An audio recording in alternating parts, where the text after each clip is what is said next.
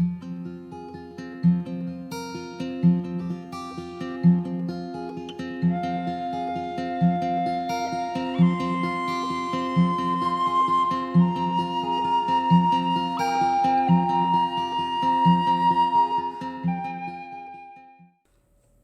morning.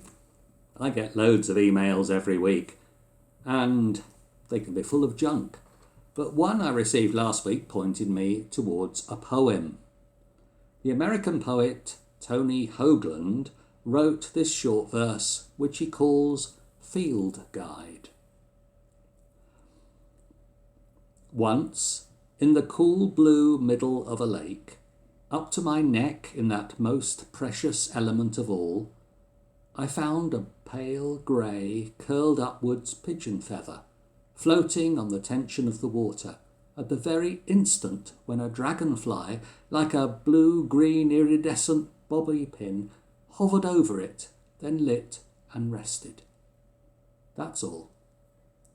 I mention this in the same way that I fold the corner of a page in certain library books, so that the next reader will know where to look for the good parts. That was the poem. One way to think about the poem like this is that it celebrates commonplace, ordinary things of life, like a dragonfly on a pigeon feather. And that's all well and good.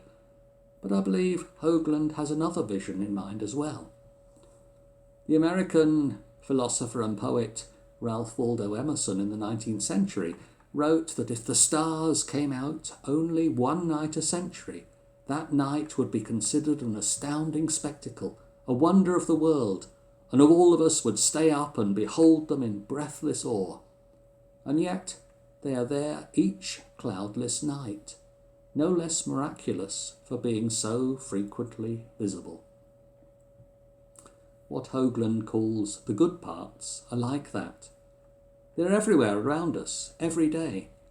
And for that very reason, we tend to overlook them or find them merely pleasant or charming.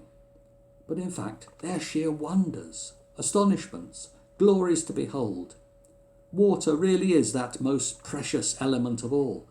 A dragonfly really is a marvel, as is a feather, as is the tension on the still surface of a lake.